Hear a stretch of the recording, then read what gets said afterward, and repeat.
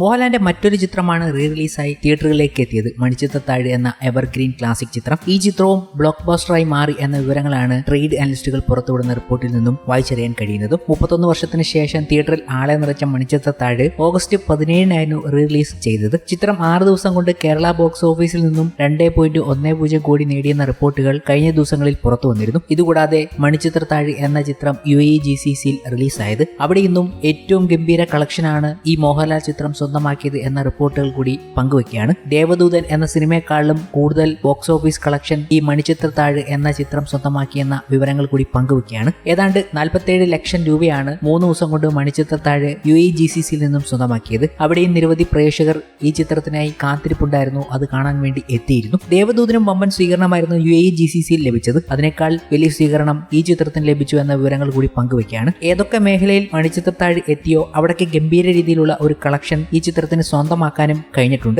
ഒരു block buster എന്ന് തന്നെ ഈ ചിത്രത്തെ വിശേഷിപ്പിക്കാം ഈ അവസരത്തിൽ. ഒപ്പം തന്നെ മണിച്ചിത്രത്താഴ് ഇപ്പോഴും തിയേറ്ററിൽ ഓടിക്കൊണ്ടിരിക്കുകയാണ്. കേരള ബോക്സ് ഓഫീസിൽ നിന്നും ഇതുവരെ 2.7 കോടിയോളം ഇതുവരെ നേടിയെന്ന റിപ്പോർട്ടുകൾ പുറത്തു വന്നു കഴിഞ്ഞു. ഇന്നത്തെ ദിവസം കൂടി കഴിയുമ്പോൾ ഏകദേശം 3 കോടി കേരള ബോക്സ് ഓഫീസിൽ നിന്നും മാത്രം മണിച്ചിത്രത്താഴ് ഉറപ്പിക്കും എന്നാണ് ട്രേഡ് അനലിസ്റ്റുകൾ നൽകുന്ന റിപ്പോർട്ട് പ്രകാരം പറയാൻ കഴിയുന്നത്. ആദ്യ വീക്കിൽ 1 കോടിയും 2ാം വീക്കിൽ 1.4 കോടിയും 3ാം വീക്കിലേക്ക് എത്തുമ്പോൾ അത് 3 കോടിയായി മാറും എന്ന കാര്യങ്ങളാണ് അവർ നൽകുന്നത്. ഇപ്പോഴും മികച്ച കളക്ഷൻ ഈ ചിത്രം ബോക്സ് ഓഫീസിൽ നിന്നും സ്വന്തമാക്കുന്നുണ്ട് എന്നതും ട്രേഡ് അനലിസ്റ്റുകളുടെ റിപ്പോർട്ട് പ്രകാരം കാണാൻ കഴിയും. ഇതുകൂടാതെ മണിച്ചിത്രത്താഴിന് നമ്മളൊന്നും വിചാരിക്കാത്ത മറ്റൊരു വെർഷൻ ഉണ്ടെന്ന് പറഞ്ഞു വെക്കുന്ന ഒരു കാര്യം കൂടി ഈ അവസരത്തിൽ ശ്രദ്ധിക്കപ്പെടുകയാണ്. അന്ന് മണിച്ചിത്രത്താഴ് 31 വർഷങ്ങൾക്ക് മുമ്പ് ഇറങ്ങിയപ്പോൾ തന്നെ ചർച്ചയായ വിഷയമായിരുന്നു. എന്നാൽ അന്ന് സോഷ്യൽ മീഡിയ ഇല്ലാത്തതുകൊണ്ട് തന്നെ അന്ന് വലിയൊരു പ്രേക്ഷക സമൂഹത്തിന് മുമ്പിൽ ഈ കാര്യങ്ങൾ എത്തിയിരുന്നില്ല. പക്ഷേ ഇന്ന് അത് അറിയുമ്പോൾ ശരിക്കും ഞെട്ടലാണ് ഉണ്ടാക്കിയിരിക്കുന്നത്. പണ്ട് മണിച്ചിത്രത്താഴ് കണ്ട ഉടൻ യഥാർത്ഥത്തിൽ അസുഖം ഗംഗയ്ക്കല്ല നകുലനാണെന്നും നകുലൻ ഷണ്ടനാണെന്ന് വാദിച്ചതും അത് ഉറപ്പാക്കാൻ തിരക്കഥാകൃത്ത് മധുമുട്ടത്തെ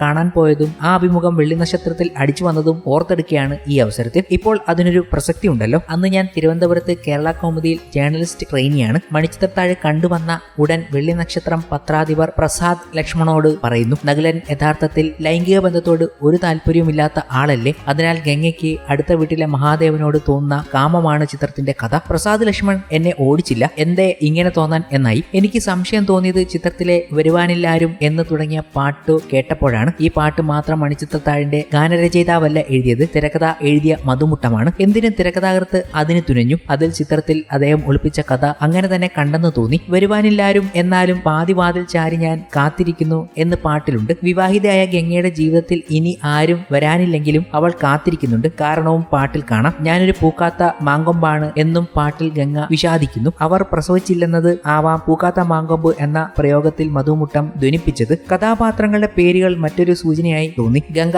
കുലമില്ലാത്തവൻ എന്നർത്ഥം വരുന്ന നകുലനോടാണോ ചേരേണ്ടത്, ശിവനോടാണോ? മഹാദേവൻ ശിവന്റെ മറ്റൊരു പേരല്ലേ? മാത്രമല്ല ശിവനും ഗംഗയും തമ്മിലുള്ള ബന്ധം പവിത്രമല്ലല്ലോ. പാർവതി കാണാതെ ജടയിൽ ഗംഗയെ ഒളിപ്പിച്ചിരിക്കുകയല്ലേ ശിവൻ. ഇവിടെ ഗംഗയ്ക്ക് മഹാദേവനോട് തോന്നുന്ന ബന്ധവും പവിത്രമല്ല. ഒരു ഉത്സവരാവിൽ മഹാദേവനെ കയറിപ്പിടിക്കുന്ന ഗംഗ ചിത്രത്തിലുണ്ട്. അതിനേക്കാൾ ഏറെ മഹാദേവനോട് തനിക്കുള്ള അഭിനിവേശം കണ്ടെത്താതിരിക്കാൻ ഗംഗ പലതും കാട്ടിക്കൂട്ടുന്നുമുണ്ട്. മഹാദേവനെ വിവാഹം ചെയ്യാൻ ഒരുങ്ങുന്ന അല്ലിയെ കൊല്ലാനും ശ്രമിക്കുന്നുണ്ട്. പിന്നെ നവവിവാഹിതരെങ്കിലും ഗംഗയും നകുലനും തമ്മിൽ ഒരു ലൈംഗിക രംഗം പോലും കണ്ടില്ല. കിടപ്പറയിലും നകുലൻ ജോലി ചെയ്യുകയാണ്. ഗംഗ അപ്പോൾ ചോദിക്കുന്നുണ്ട്, നകുലേട്ടൻ കിടക്കാറായോ? അതൊരു ക്ഷണമല്ലേ? പക്ഷെ അയാൾ തനിക്ക് ജോലിയുണ്ടെന്ന് ആ ക്ഷണം നിരാകരിക്കുന്നു. ഗംഗ ആ വേള ആവശ്യപ്പെടുന്നത് നകുലേട്ടൻ കിടക്കുമ്പോൾ എന്നെ വിളിക്കണം എന്നാണ്. ഇത് ഒന്നുകൂടെ പ്രകടമായ ക്ഷണമാണ്. നകുലൻ അന്നേരം പറയുന്നതോ തനിക്ക് ഒരുപാട് ജോലിയുണ്ടെന്നാണ്. കിടപ്പറയിൽ ഭാര്യയുടെ ക്ഷണങ്ങൾ അത്രയും നിരാകരിക്കുന്ന ഭർത്താവ്. സ്വാഭാവികമായും ഗംഗ മഹാദേവനെ നോട്ടം വിട്ടു എന്ന് ഞാൻ വാദിച്ചു. ഇപ്പോൾ ചീത്ത കിട്ടുമെന്ന് പ്രതീക്ഷിച്ച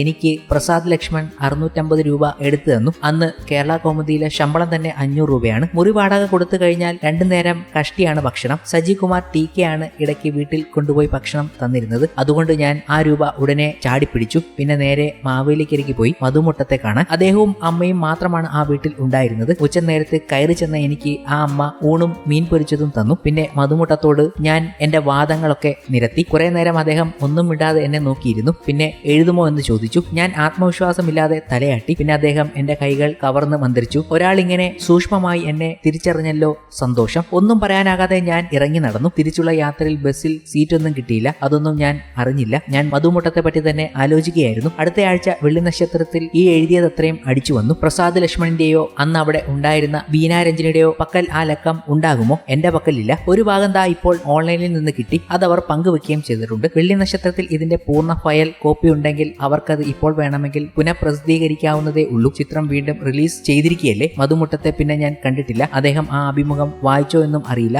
എന്തായാലും അടുത്ത വീട്ടിലെ യുവാവിനോട് ആസക്തി തോന്നിയ നവവധുവിന്റെ കഥ എത്ര ഭംഗിയായി അദ്ദേഹം ആ ചിത്രത്തിൽ ഒളിപ്പിച്ചു. ഒരിക്കൽ ആലപ്പുഴയിലെ ഒരു പ്രാദേശിക ചാനലിന് വേണ്ടി ഫാസിൽ സാറിനെ ഇന്റർവ്യൂ ചെയ്തപ്പോൾ സുരേഷ് ഗോപിക്ക് അറിയാമായിരുന്നോ ഈ അകംപൊരുൾ എന്ന് ചോദിച്ചു. ആർക്കും അറിയില്ലെന്ന് അദ്ദേഹം ചിരിച്ചുകൊണ്ട് തലയാട്ടി. ഇനി ഒന്നുകൂടി മണിച്ചിത്രത്താഴ് കണ്ടു നോക്കൂ. തിരക്കഥാകൃത്തിന്റെയും സംവിധായകന്റെയും ചിരി നിങ്ങൾ കാണും. സത്യത്തിൽ ഉറക്കെയുള്ള ചിരി. കലവൂർ രവികുമാറാണ് ഈ കാര്യങ്ങൾ അന്ന് പറഞ്ഞുകൊണ്ടെത്തിയത്. ഇന്ന് ആ വാക്കുകൾ വീണ്ടും പ്രസക്തമായി നമുക്ക് മുന്നിലേക്ക് എത്തുകയാണ്. അങ്ങനെ ആ പഴയ കാര്യങ്ങൾ വീണ്ടും ആവർത്തിച്ച് സോഷ്യൽ മീഡിയയിൽ എത്തിയപ്പോൾ ഈ പോസ്റ്റ് കണ്ട് ആ പഴയ കാലത്തുള്ളവരൊക്കെ സൂക്ഷിച്ചു വെച്ച ആ മാസികയിലെ വിവരണങ്ങൾ പങ്കുവെച്ചുകൊണ്ട് എത്തുകയും ചെയ്തു. ഈ കാര്യങ്ങളാണ് വീണ്ടും മണിച്ചിത്രത്താഴ് നമ്മുടെ മുന്നിലേക്ക് എത്തിയപ്പോൾ വലിയ രീതിയിൽ ചർച്ച ചെയ്യപ്പെട്ടിരിക്കുന്നത്. നിങ്ങൾക്ക് ഈ കഥ അറിയാമായിരുന്നു? ഇങ്ങനെയൊരു മണിച്ചിത്രത്താഴിലെ ഉള്ളിൽ ഒളിഞ്ഞിരിക്കുന്ന കഥ നമ്മൾ കണ്ടതൊന്നുമല്ല യഥാർത്ഥ മണിച്ചിത്രത്താഴ് എന്ന് പറയുകയായിരുന്നു കണ്ടുപിടിച്ച അവരും.